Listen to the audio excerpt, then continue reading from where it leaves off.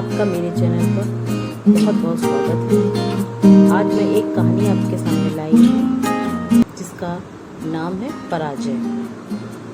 और ये कहानी आप इसको लास्ट तक सुनिएगा और आप बाद में बताइएगा कि एक सक्सेसफुल और सफल इंसान में क्या अंतर है। तो ये कहानी शुरू होती है एक डिप्टी कलेक्टर के तौर पर, जब जिला शिक्षक अधिकारी, ये मैंने पढ़ी है, किसी का अनुभव है और मुझे बहुत अच्छा लगा तो मैंने आपके साथ शेयर किया है। जिन्होंने भी ये लिखा है उन्हीं के तरफ से मैं आपको ये सुना रही हूँ कि एक डिप्टी कलेक्टर के तौर पर जब जिला शिक्षा अधिकारी का प्रभार मिलने के बाद ज्वाइन किया तो जानकारी हुई कि ये जिला स्कूली शिक्षा के लिहाज से बहुत पिछड़ा हुआ है।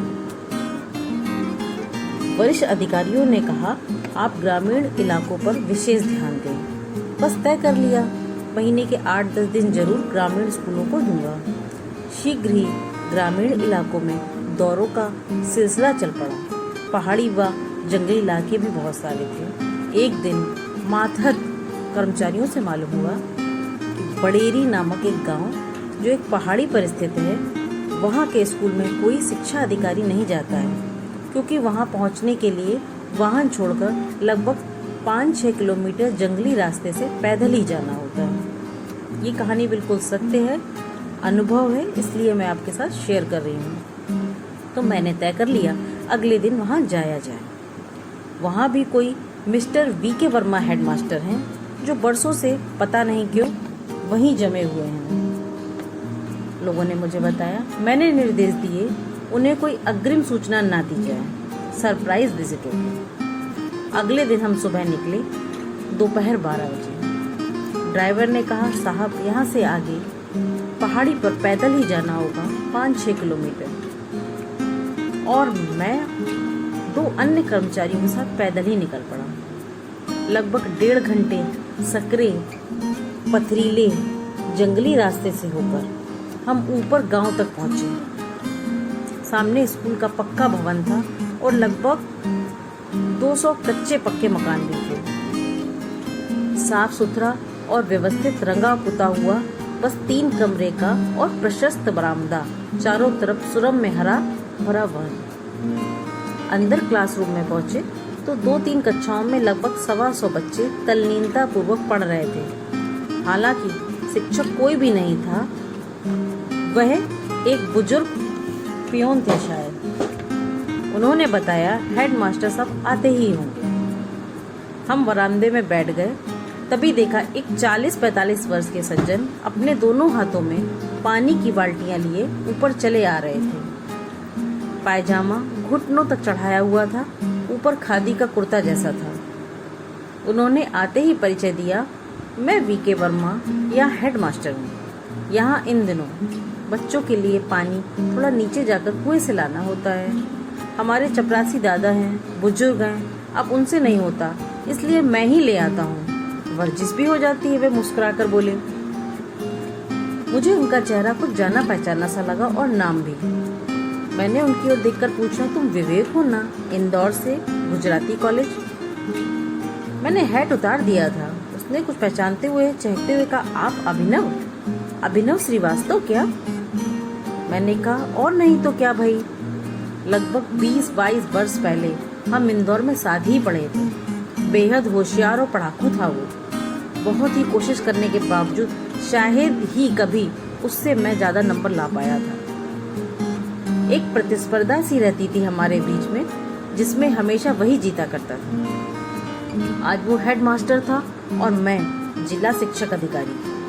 पहली बार उससे आगे निकलने का, जीतने का भाव था मेरे मन में, और सच कहूँ तो खुशी भी बहुत थी मन में। मैंने सहज होते हुए कहा, अरे यहाँ कैसे पहुँचे भाई?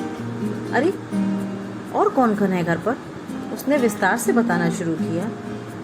M.Com करते समय बाबूजी की मालवा मिल वाली नौकरी जाती रही थी। फिर उन्हें दमे की बीमारी तो थी ही, घर चलाना मुश्किल हो गया था। किसी तरह पढ़ाई पूरी की, नंबर अच्छे थे, इसलिए संविदा शिक्षक वर्ग 3 की नियुक्ति मुझे मिल गई, जो छोड़ नहीं सकता था।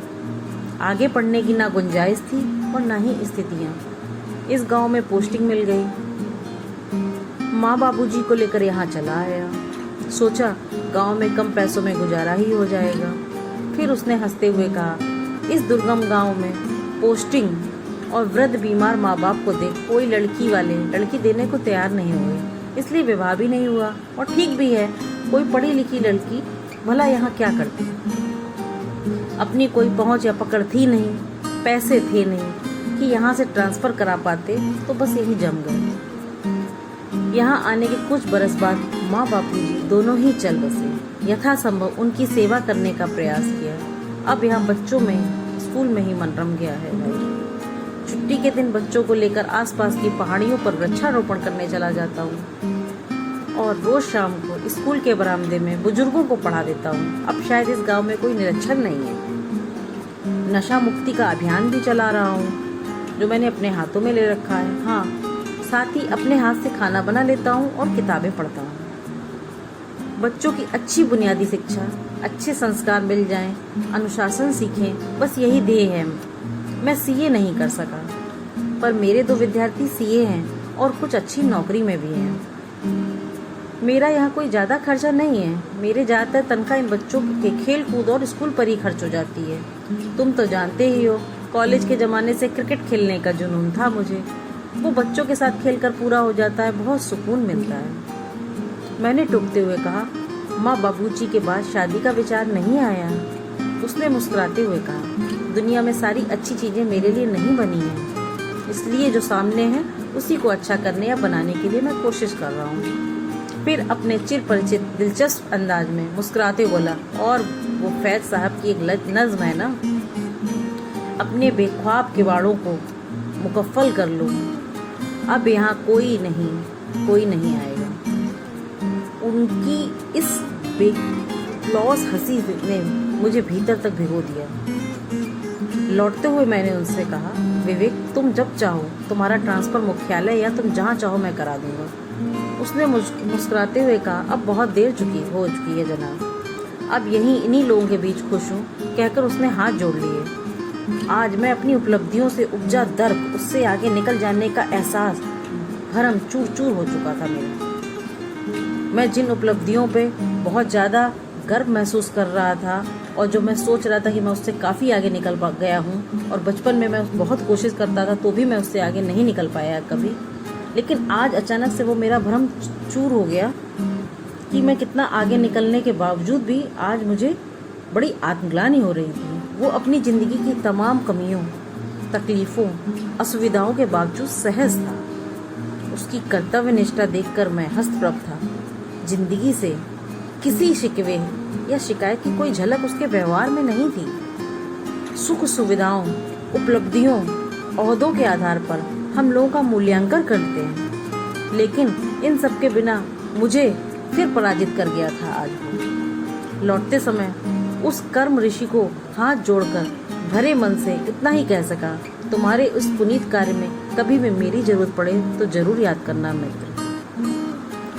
जिन्होंने भी ये लिखा है वो काफ़ी बड़े अधिकारी है, उनका नाम जीवन दर्शन है। आपका प्रशासनिक ओहदा क्या है, क्या था या क्या होगा, यह कोई महत्व नहीं रखता। यदि आप एक अच्छे इंसान नहीं बन पाए तो सबसे पहले एक अच्छे इंसान बनिए। बने रहिए फैक्ट चेक के साथ। Thank you, have a nice day.